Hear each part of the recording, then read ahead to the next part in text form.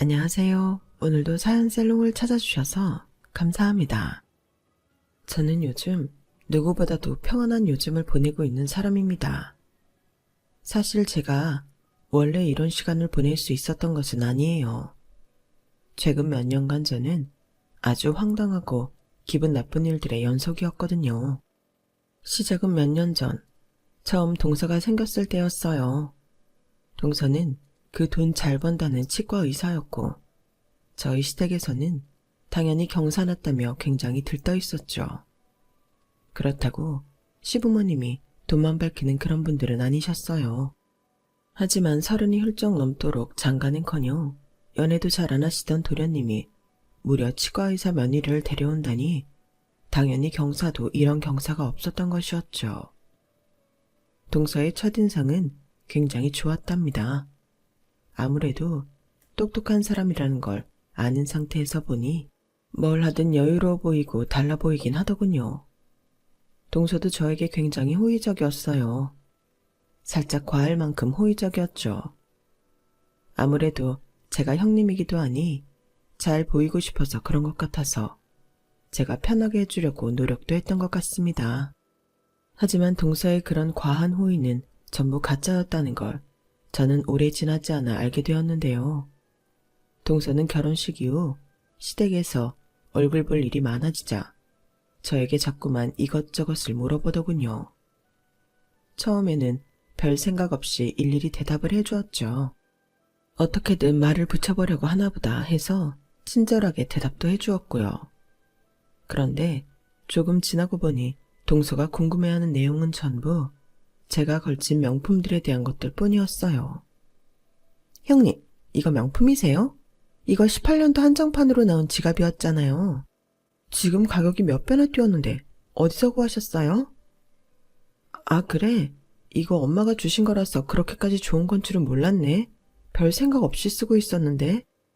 형님 바르시는 그 립스틱도 지금은 품절 뜬 건데 어떻게 구하셨어요? 이것도 엄마도 선물 받으신 건데 잘 안 바르시니까 나한테 주신 거야. 아, 그러시구나. 형님은 패션이나 이런 거에 딱히 관심은 없으신가 봐요. 이거 꽤 귀한 건데. 다 해지고 좀 막 쓰셨네요. 나야 뭐 항상 작업실에 있다 보면 편한 옷이 장땡이라서 이런 화장품이나 옷들은 주로 엄마 거 받아서 입는 게 다야. 관리하는 법도 잘 모르고 그러니까 그냥 대충 써서 그런가 보다. 사실 저는 외할아버지가 관련 업계에서는 유명한 자기장이신데요. 엄마도 그 피를 물려받아 패션 업계에서 일하시고 저 역시 액세서리 공방을 하고 있어요. 제가 하는 공방은 그렇게 크진 않지만 엄마나 외할아버지 덕에 중요한 자리에 나가게 되면 고급스러운 옷을 입고 나갔는데 그 옷들이 전부 엄마나 외할아버지를 통해 들어오는 명품들이었던 것이죠. 항상 옷 선물을 많이 받으니 저는 사실 옷을 살 필요가 없이 받은 옷들만 입고 살았는데 그게 동서의 눈에는 뭔가 마음에 들지 않았나 봐요. 제 대답을 듣고는 그때부터 뭔가 안 입고 온 말투로 저에게 그러더군요. 그냥 집이 좀 잘 사시는 거였구나. 그러면 형님도 액세서리 디자인은 뭐 어디 미국 같은 데서 전공하고 오셨나 봐요? 돈 많은 집안은 그런 분야는 다 미국으로 보냈다던데? 나는 대학은 따로 안 나왔어. 우리 집이 막 그렇게 돈이 많은 건 아닐 거야. 나도 잘은 모르겠는데 뭐 굳이 미국까지 가서 대학을 다닐 필요가 있나? 나는 그냥 작은 공방하고 있는 거고 가끔 플리마켓 같은 데서 판매도 하고 그럴 뿐인데. 네? 형님, 고졸이세요? 참나, 난 또. 하긴 이 가방도 저번부터 계속 같은 가방만 드시는 거 보면 알만하네요. 보통 머리 좋은 사람들은 이런 거 이렇게 함부로 못 다루는데.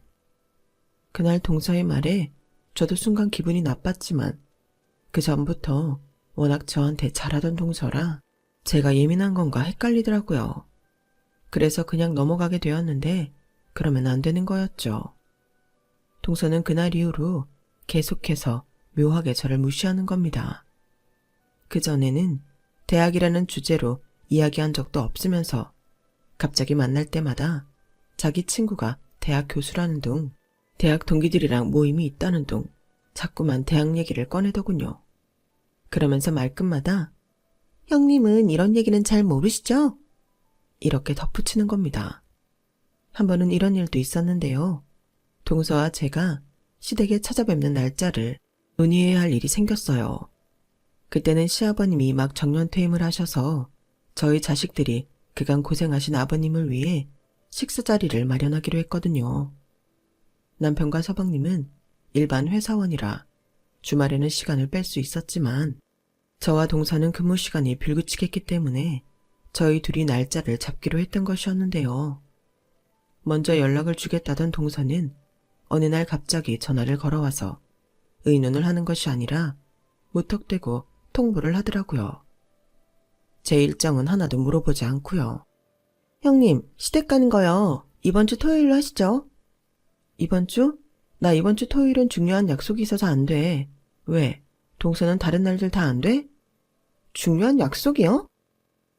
술 약속이긴 한데 너무 오랜만에 만나는 친구들이고 다들 시간도 어렵게 맞춘 거라. 술 약속이라고요? 대학도 안 나오셨다면서 형님한테 술 친구가 어딨어요? 형님, 젊을 때 좀 노셨구나? 동서가 말한 그날은 제가 공방을 운영하다가 만난 친구들과 함께 다 같이 모여 기분 좋게 한잔하자고 약속을 잡았던 날이었는데 대뜸 저에게 저런 식으로 이야기하니 저도 기분이 좋지는 않았죠. 대학을 나오고 안 나오고가 술 친구랑 도대체 무슨 상관이 있다고 저러는지도 모르겠고요. 그래서 공방 운영하다가 같은 일 하는 사람끼리 모임 갖는 거라고 설명을 해줬는데 그럼에도 동서는 은근히 무시하는 그 말투로 이야기하더군요. 그러면 그 약속을 좀 미루실 수는 없어요? 저는 좀 중요한 일정이 있거든요. 다 같이 시간 되는 날짜 어렵게 맞춘 거긴 한데 그럼 한번 얘기해 볼게. 그런데 동서는 무슨 약속인데? 많이 중요한 약속이야? 네, 저는 좀 중요한 약속이에요. 말해봤자 형님이 이해를 못 하실 것 같아서. 대학 교수님이랑 같이 해야 하는 일이 있거든요. 당연히 사회 친구들과의 약속보다는 대학 교수와의 약속이 중요하다는 걸 저도 알고 있었죠. 그런데 그 얘기를 굳이 제 학력을 비꼬듯이 말하는 것이 정말 기분 나빴어요.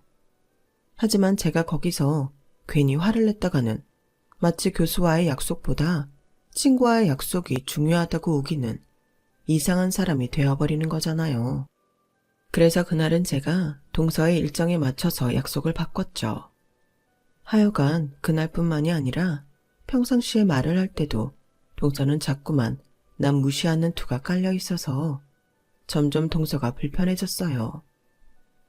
그래도 가족인데 아예 척을 쥐고 살 수는 없으니 저는 동서가 자존감이 참 낮은 사람이구나.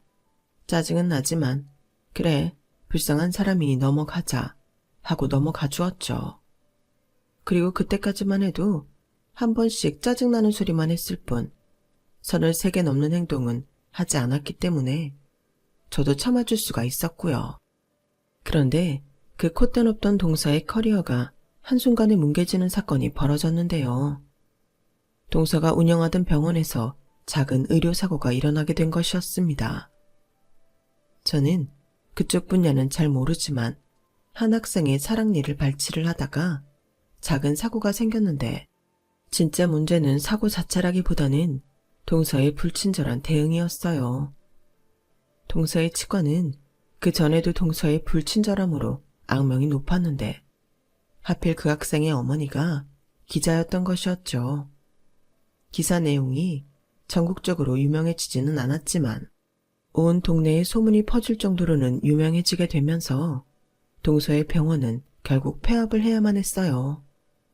뒤늦게 동서가 학생에게 사과를 하고 치료비와 손해배상비를 모두 지불했다고 사람들에게 알리려고 해도 이미 사람들은 등을 돌려버린 상황이었죠. 그 시기에는 동서도 그렇고 저희 시댁 식구들이 모두 고생을 많이 했어요. 아무래도 좋지 않은 일에 연루되니 그 집 둘째 며느리가 이런 일이 있었다며? 하는 소리들을 여기저기서 많이 듣게 되었던 거죠. 의사로서의 평판도 경제적으로도 어려워진 동서는 집에서 나오지도 못하고 힘들어하고 있었어요. 다시 새 병원을 개원하는 것은 꿈도 못 꾸고 다른 병원의 일자리를 알아보고 싶지만 그 사건이 동서에게 꼬리표처럼 따라다녀 그마저도 쉽지는 않았다고 해요. 그 소식을 듣고 저도 신경이 쓰이기는 하더라고요. 처음부터 끝까지 동서가 잘못한 것은 맞지만 그래도 가족인 걸 어떡하겠어요. 당장 서방님 월급만으로 살기에는 손해를 메꾸기가 한없이 부족했거든요. 덕분에 동서는 그 해의 중요한 시댁 모임이나 명절에도 코빼기도 비치지 않았답니다. 안 그래도 몇 년 전부터 시어머니께서 무릎이 많이 안 좋으셔서 제사 준비나 음식 등 주방일은 저와 동서가 도맡아 했었는데 동서가 사라지니 저 혼자 모든 일을 해야만 했어요. 가족들이 조금씩 손을 보태기는 했지만 남자들은 일찍이 벌초를 하고 오거나 힘쓰는 일들을 하는 등 각자 할 일들이 있었기에 크게 도울 수는 없었죠. 연락 하나 없이 잠수를 탄 동서였지만 그 사정을 모르는 것도 아니니 저는 힘들어도 누굴 탓하지 않고 그저 묵묵하게 일했어요. 그런 상황을 가장 불편해하셨던 건 다름 아닌 시어머니셨습니다. 에휴, 작은 애는 아무리 그런 일이 있어도 연락 하나는 해야 할 텐데 원. 지 잘못으로 일을 이 지경으로 만들어 놓고 뭘 잘했다고 연락까지 안 하는지. 아가 미안하구나. 내가 무릎이 이래서 도와주지도 못하고. 에이 아니에요 어머님. 당연히 제가 하는 게 맞죠. 어머님께서 한마디씩 조언해 주시는 게 엄청 도움이 되고 있는걸요. 어머님 아니었으면 저 아직도 젖만 붙이고 있었어요. 그래도 혼자 하기는 버거운 양인데 제사 끝나고 설거지는 따로 하지 말거라. 알겠지? 그냥 물로만 대충 헹궈놔. 우리가 이따가 식기세척기 돌려버리면 되니까. 다 안 들어갈 것 같은데. 그럼 큰 것만 닦아놓고 식기세척기 들어갈 만큼만 남겨놓을게요, 어머님. 감사해요. 원래도 말이 곱지 않은 동서를 탐탁치 않게 보던 시어머니는 그때 이후로 동서를 더 안 좋게 보셨던 것 같아요. 동서가 경제적으로 힘들어지자 서방님마저 덩달아 고생하게 되는 걸 보니 당연히 시어머니 마음이 그럴 수밖에 없었겠죠. 어두워진 시댁 분위기를 좋게 만들기 위해 저와 제 남편은 일부러 더 활기차게 행동하며 지냈고요. 그런 상황에서 어느 날 저희 아빠한테 연락이 왔어요. 저희 아빠가 조금 큰 병원을 운영하시는데 저희 동서가 그 병원에 지원을 했다고요. 저희 부모님이 예전에 서방님 결혼식 때 한번 와주셨었는데 그때 본 동서의 얼굴을 기억하고 있었던 거죠. 아빠는 혹시 제가 동서를 소개시켜 준 건가 싶어서 저에게 전화를 하셨다고 하셨어요. 에이 아니야. 동서가 지금 여기저기 일자리를 알아보느라고 아빠 병원까지 간 모양이야. 이 근방에서는 좀 안 좋은 소문이 나서. 그 소문은 나도 들었다. 이 분야도 좁아서 소문이 빠른 편이니까. 그런데도 지원을 하러 왔길래 혹시나 하고 연락해 본 거란다. 얼굴은 낯이 익지만 네 동서인지 아닌지 헷갈리기도 했고. 근데 아빠 혹시 조금 덜 중요한 자리는 없어? 지금 동선의 상황이 많이 안 좋기는 해. 직접 수술을 하거나 하는 것 말고 좀 덜 중요한 일이 있으면 맡겨보는 것도 괜찮을 것 같은데. 동서가 몇 달째 일도 못 구하고 있는 거 보니까 앞으로도 못 구할 것 같아서 그래. 갚을 빚이 산더미인데 그래도 사람은 살리고 봐야 되니까. 아유 우리 딸 이렇게 마음이 약해서야 저런 의사 함부로 들였다가 큰일 날 수도 있는데. 일단 알았다. 아빠가 한번 고민은 해볼게. 아빠는 선뜻 제 부탁을 들어주신다고는 하지 않았지만 그래도 동서를 받아주시기는 하셨어요. 나중에 아빠 병원에서 일하고 있는 큰오빠와 작은오빠의 이야기를 들어보니 거기는 워낙 저명하신 의사 선생님들이 많아서 동서가 중요한 일을 맡을 일은 없을 거라고, 그래서 급여도 높진 않겠지만 자기 밥벌이 정도는 할 수 있을 거라고 저에게 전달을 해주었고요. 저와 저희 외가 쪽 집안은 전부 예술 쪽 일을 하지만 제 두 오빠와 친가 쪽 집안은 전부 의사들이셨거든요. 워낙 그쪽 업계 일에는 빠삭하실 테니 어련히 잘해주셨겠거니 싶었어요. 그런데 큰오빠가 이야기의 끝에 덧붙인 말이 있었는데요. 근데 나은아, 네 동서는 우리가 네 가족인 걸 몰라. 굳이 얘기하지 않았거든. 그래? 근데 왜? 얘기하면 안 돼? 괜히 새로 뽑은 사람이 가족이라는 소리가 여기저기서 말라와봤자 좋을 것도 없고. 그리고 보니까 네 동서가 입이 무거워 보이지가 않더라고. 그전에도 사고 쳐놓고 말 실수해서 일 키웠던 거 아니야? 뭐 그건 그래. 그러니까 그냥 모르게 하는 게 나을 것 같아. 너도 그냥 크게 티 내지 말고 모르고 있게 냅둬. 듣고 보니 다 맞는 말이긴 하네. 알았어, 그럼. 그냥 조용히 하고 있을게. 저는 오빠의 말이 이해가 되기도 했고, 사람을 많이 대해본 큰오빠의 해안을 믿었기 때문에 정말로 동서에게 아무 말도 하지 않았어요. 그리고 남편 역시 큰오빠의 말에 동의했고요. 긴 시간 끝에 취직에 성공한 동서는 다시 활발해지기 시작했어요. 직접 만나보지는 못했어도 시부모님 말씀을 들어보면 서방님과 함께 열심히 빚을 갚아 나가는 것 같았죠. 남편은 5살이나 차이 나는 동생을 꽤 챙겼기 때문에 서방님 부부를 한번 집으로 초대해 식사 자리를 가지는 게 어떻겠냐고 하더군요. 서방님 부부가 그간 고생한다고 시댁도 잘 찾아오지 않았기에 얼굴 본 지가 꽤 되었긴 했거든요. 저는 동생을 아끼는 남편의 마음을 잘 알았기 때문에 그러자고 했고요. 그래서 저희는 서방님과 동서에게 연락해 날짜를 잡았는데 다들 일하는 곳이 여기저기 떨어져 있어서 모이기 가장 쉬운 곳이 저희 집보다는 제 작업실이더라고요. 그래서 그날은 조금 일찍 공방 셔터를 내리고 그 안에서 놀기로 했죠. 먼지 날리는 작업 공간이 아닌 손님 맞고 저도 식사를 하는 작은 공간이 있는데 4사람이 들어가기엔 충분한 공간이라고 생각했거든요. 그래도 혹시 몰라 그날은 작업이 끝나고 한번 대청소를 하기는 했어요. 식사 자리인데 먼지가 많으면 불편할 테니까요. 그렇게 쓸고 닦다 보니 머리는 헝클어지고 하루 종일 작업하고 청소까지 한 옷은 당연히 후줄근해졌는데요. 청소가 거의 끝나갈 때쯤 동서가 찾아왔어요. 약속 시간보다 30분 정도 일찍 찾아온 것이죠. 동서 혼자 가장 일찍 도착한 게 저로서는 불편하긴 했지만 그래도 좋은 취지로 모인 거니 최대한 티를 내지 않고 좋게 대하려고 했어요. 그리고 저는 동서 본인도 성질을 못 죽여 한동안 고생했으니 철 좀 들었겠거니 의기소침해졌겠거니 하고 저도 모르게 생각을 하고 있었거든요. 그런데 웬걸? 동서는 공방에 들어오자마자 인사도 없이 개념 없는 소리를 던지는 겁니다. 안녕하세요, 형님. 오랜만이에요. 그런데 꼴이 그게 뭐예요? 형님, 지금 완전 거지 꼴이신 거 아세요? 형님이 여기 사장님인데 그러고 계세요? 아니, 일 끝나고 동서랑 서방님 온다 그래서 청소하느라 그런 거야.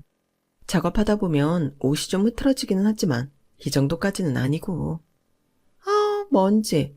형님, 공방하신다더니 무슨 이런 코딱지만한 상가에서 일하세요? 집이 잘 산다는 건 다 허풍이었나? 액세서리도 죄다 촌스럽고 낡아 빠졌네. 뭐라고? 왜 말을 그딴 식으로 해? 여기는 내가 학생분들 가르치는 공간이라 아직 미완된 작품들이 있어서 그런 거야. 아, 이쪽에 형님이 만드신 거구나. 뭐, 그래도 형님이 만든 액세서리들은 봐줄만은 하네요. 전공도 못했으면서. 뭐 어디서 디자인 카피라도 하셨어요? 카피한 거 없고 내가 디자인한 거야. 오자마자 대뜸 남의 작업실 까내리는 소리나 하고 초대한 사람 성의가 있는데 예의는 지켜 동서? 기분 나쁘셨다면 미안해요. 형님 공방에서 쓰시라고 예의 챙겨왔는데 이게 여기 잘 어울릴지 모르겠네요. 여기요. 동서는 미안한 기색이라곤 요만큼도 없이 저에게 선물을 하나 건네더군요. 받아보니 유명한 명품 로고가 박힌 휴지통이었어요. 제 기준에서는 세상에서 가장 쓸데없이 비싸기만 한 물건이었죠. 게다가 선물로 휴지통을 주는 건 또 무슨 경우랍니까? 애매하게 기분 나쁜 짓을 하는 게 전보다도 더 심해진 동서는 철이 들기는커녕 성격이 더 이상해진 것 같았어요. 다행히 더 큰 싸움으로 번지기 전에 서방님과 남편이 거의 동시에 도착하게 되면서 분위기를 전환할 수 있었죠.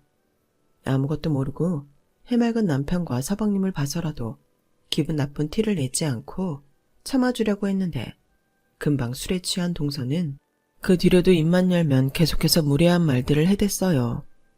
그리고 웃기게도 제 앞에서 저희 아빠 병원에 취직한 걸 자랑인 양 떠들어대더군요.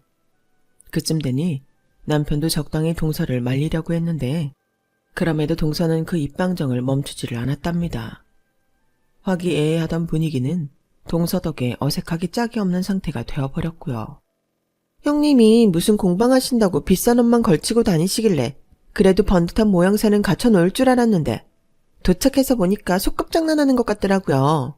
생각보다 부잣집이 아닌 건지 아님 너무 부잣집이라 이렇게 살아도 되는 건지.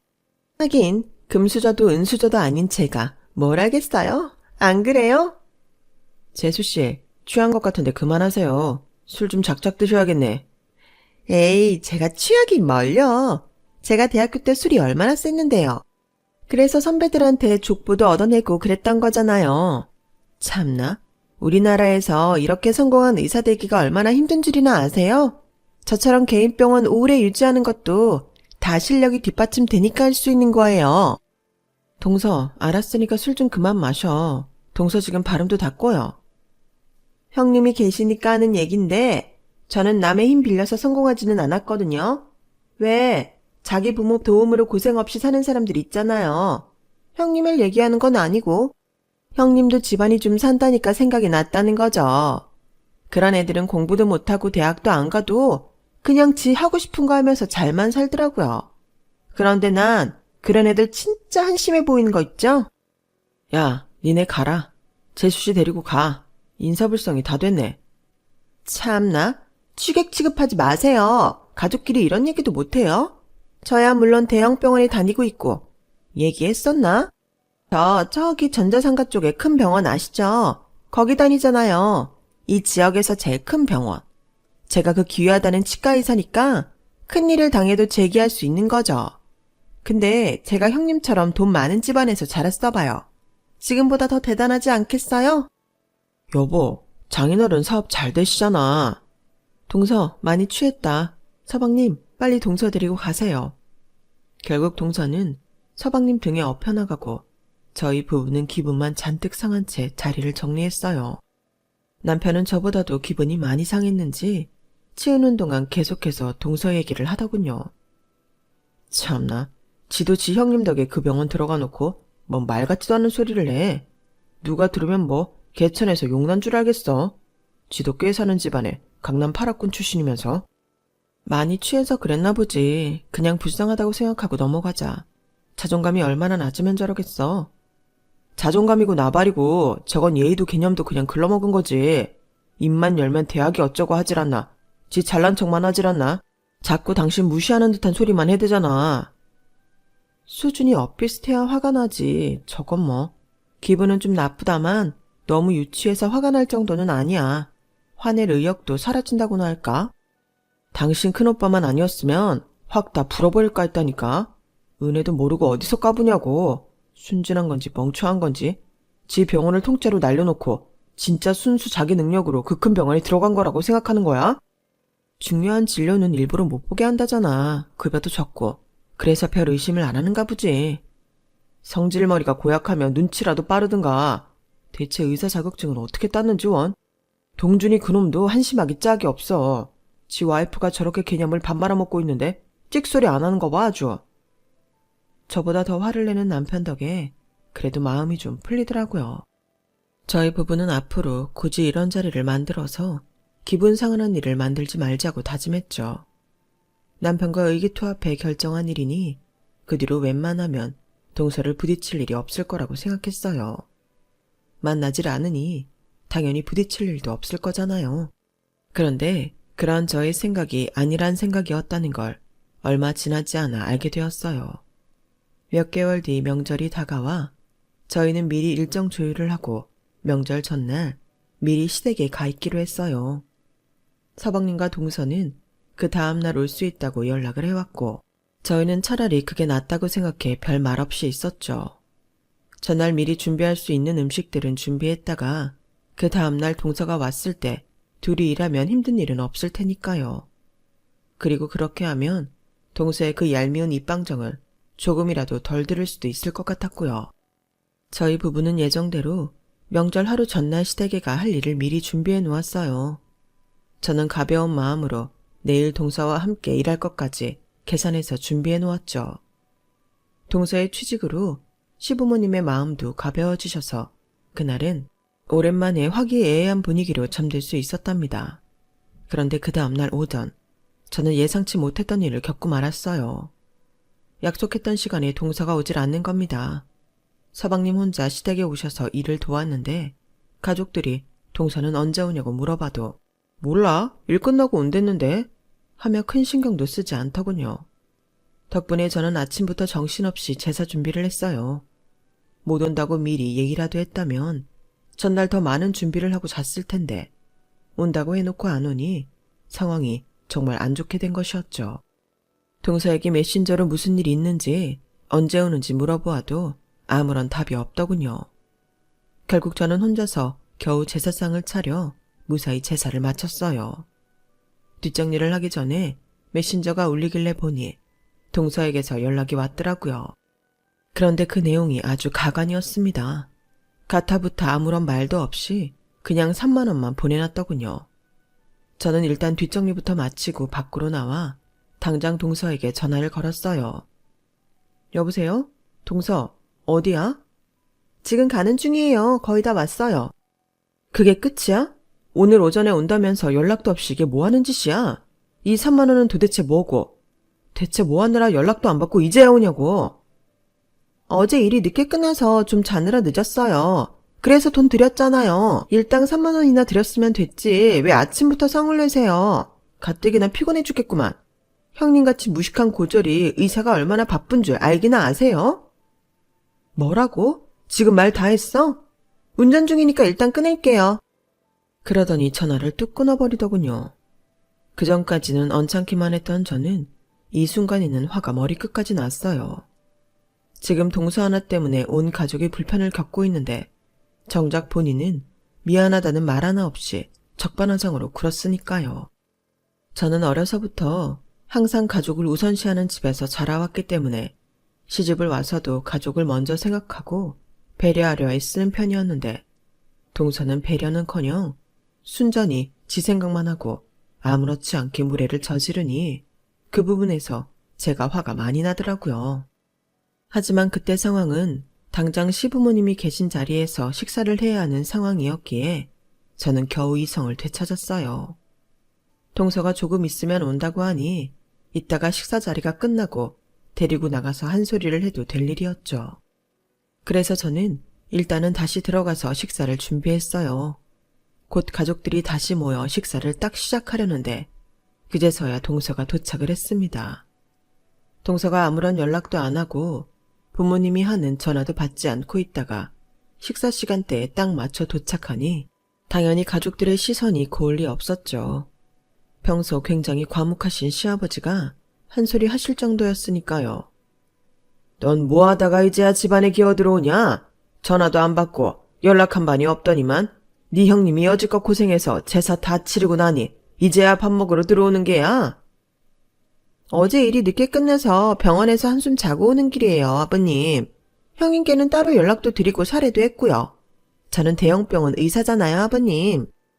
역시나 미안한 기색 하나 없이 피곤과 짜증이 섞인 말투로 말대답을 하는 동서를 보고 저는 또다시 화가 치밀어 올랐어요. 저는 그렇다 쳐도 어른들 앞에서까지 저런 예의 없는 모습이라뇨. 보다 못한 제가 한마디를 거들었죠. 아버님이 말씀하시는 게 무슨 말인지 몰라, 동서? 늦으면 미리 연락을 하든가. 늦잠을 자게 돼서 연락이 늦었으면 죄송하다고 부모님께 사과를 먼저 했어야지. 지금 이게 무슨 태도야? 동서가 약속을 어겨서 우리가 아침부터 얼마나 고생했는 줄 알아? 어머님은 무릎 아프셔서 가만히 계셨을 거고 다른 분들은 각자 일만 하셨을 텐데 뭐가 고생이에요? 형님이 제목까지 하신 건 제가 아까 돈 드렸잖아요. 그리고 아무 때나 일 뺄 수 있는 형님이랑 의사인 저랑 같아요? 시간 많은 형님이 일 좀 더 하시는 게 당연하잖아요. 원래 머리가 나쁘면 몸이 고생하는 게 맞는 건데 형님은 고졸이시면서 왜 자꾸 저랑 똑같이 굴려고 하세요? 뭐라고? 너 지금 뭔 소리를 하는 거야? 이런 버르장머리 없는 것을 봤나? 여태까지 너 대신 고생해준 네 형님한테 그게 무슨 말버릇이야? 화가 잔뜩 나신 시어머니가 빽 고함을 질러도 동서는 절대로 미안하다는 소리 한 번을 안 하는 거예요. 오히려 미간을 찌푸린 채 다 피곤하고 귀찮다는 표정을 지었죠. 저는 그런 동서의 모습을 보고 깨달았습니다. 역시 사람은 고쳐 쓰는 게 아니라고요. 아무리 가족이어도 참아줄 수 있는 한계가 있는 법인데 동서는 그 순간 그 한계를 벗어나 버린 것이죠. 그래서 저는 그 자리에서 아빠에게 전화를 걸었어요. 여보세요? 응, 아빠. 윤지원 의사 있잖아. 내 동서. 그냥 잘라버려. 얘는 진짜 못 고쳐 쓰겠다. 아빠는 뜬금없는 저의 전화에 처음에는 놀라셨다가 동서를 잘라버리라는 제 말에 모든 눈치를 다 채신 모양이었어요. 아주 잠깐 하셨다가 이내 곧바로 그래, 무슨 일인지 알았다. 잘 생각했어. 하시며 전화를 끊으셨거든요. 저의 폭탄 발언에 동서는 눈을 동그랗게 뜨며 이게 다 무슨 소리인지 묻더군요. 제가 뭔데 누구한테 그런 소리를 하냐고요. 그러자 제 남편이 콧방귀를 끼며 말했답니다. 여태 썩은 동태눈 가리더니 이제야 살아나네. 어렵게 얻은 일자리가 귀하긴 했나 보지? 그럼 재수 목줄을 누가 쥐고 있는지 진작 제대로 파악을 했어야지. 재수씨가 그렇게 자랑스러워하던 그놈의 대형병원, 우리 장인어른 병원인 거 몰랐어? 네?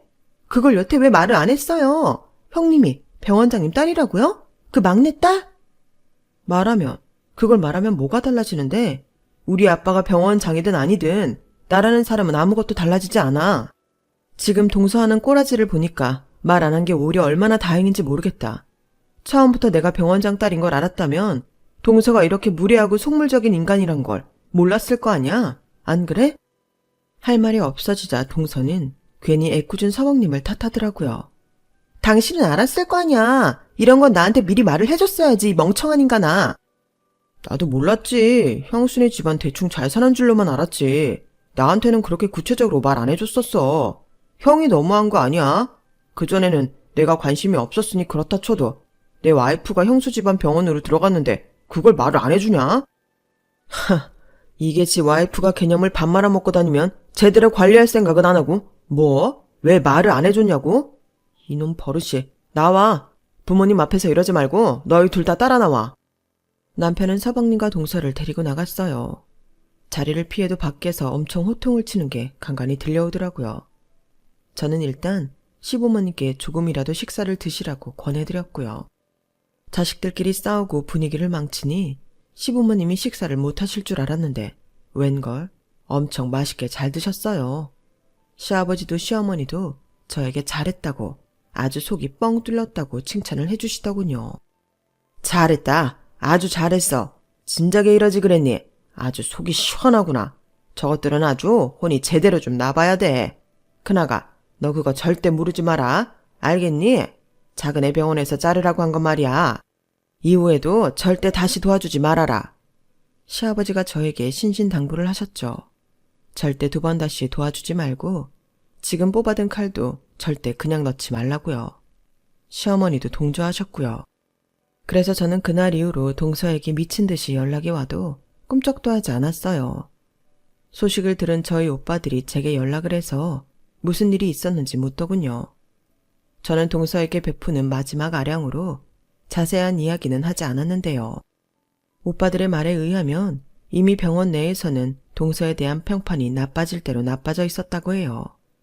병원 관계자들은 동서가 전에 어떤 사고를 치고 들어온 건지 모르는 사람이 없었는데도 과거의 잘못을 반성하고 달라지기는커녕 오히려 어린 환자나 어린 환자의 보호자에게는 기분 나쁜 티를 팍팍 내면서 불친절했다고 하더군요.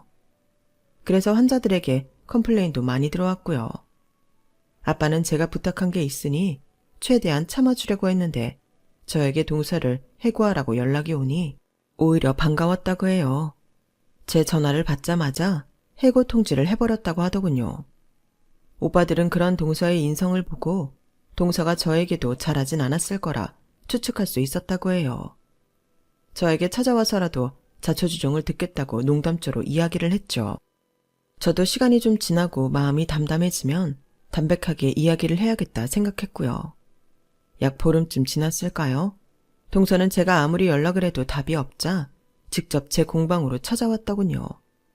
저는 막 원데이 클래스 수강생들에게 강의를 마치고 뒷정리를 하고 있었는데 정말 연락도 없이 찾아와서는 무작정 무릎부터 꿇는 겁니다. 꼴을 보니 다크서클이며 푸석해진 얼굴이며 그간 고생을 하긴 했나 보다 싶더군요. 형님, 제가 잘못했어요. 제발 원장님한테 다시 말씀 좀 드려주세요. 원래 다니던 병원 말고 다른 곳도 괜찮으니까 다시 일 좀 시키라고요. 네?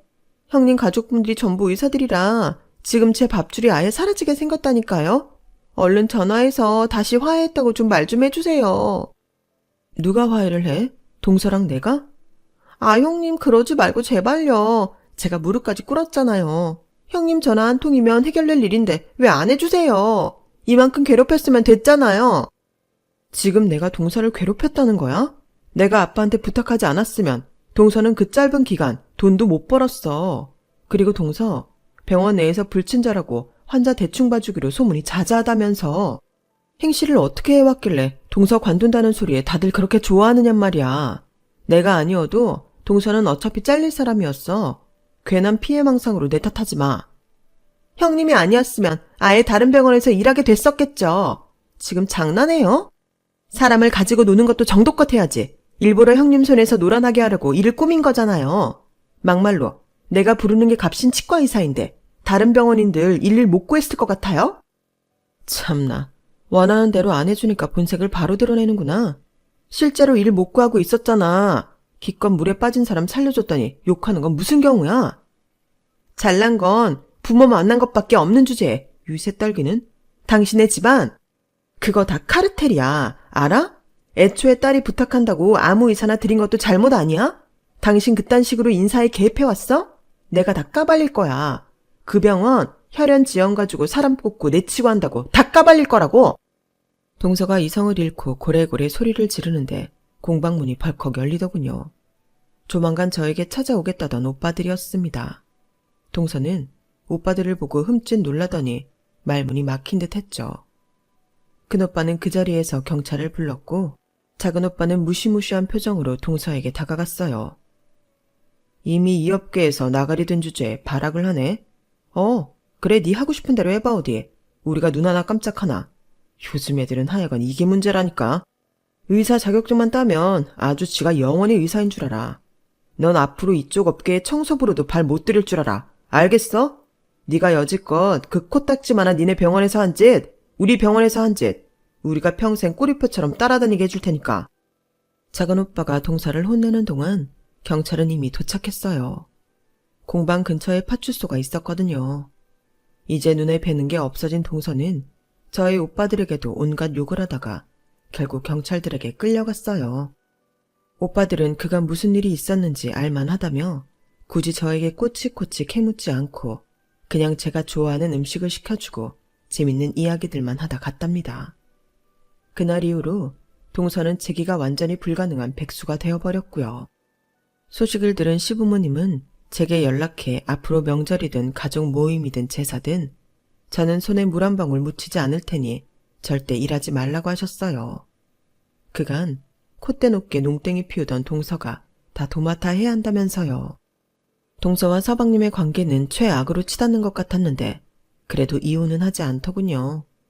지금 이혼을 해봤자 동서가 워낙 불리하니 동서가 울며 겨자 먹기로 살림도 하고 시댁일로 돕기로 마음먹은 것이죠. 시부모님은 이참에 동서 버르장머리를 싹 고치겠다며 마음 먹으신 것 같아요. 지난주에 시댁에 다녀오니 동서가 그 방정맞던 입을 꾹 닫은 채 묵묵히 일만 하는 것을 보면요. 그게 그렇게 좋아 보이지는 않지만 지 팔자 지가 꼬아놓은 모양이니 무슨 말을 더 하겠어요. 어쨌든 더 이상 제 속을 긁어대는 방해꾼이 사라지게 되니 저도 요즘은 평안한 생활을 하게 되었답니다. 그리고 오랜만에 맞이하게 되는 행복하고 평화로운 시간들을 보내게 되었어요. 저는 계속 이 평화가 깨지지 않기를 바라고 있습니다. 여러분도 항상 일상이 평화롭고 기쁘기를 바랍니다. 건강하세요. 여러분, 사연 댓글에 응원과 현명한 조언 부탁드려요. 좋아요와 구독은 저에게 큰 힘이 됩니다. 오늘도 좋은 일 가득하세요.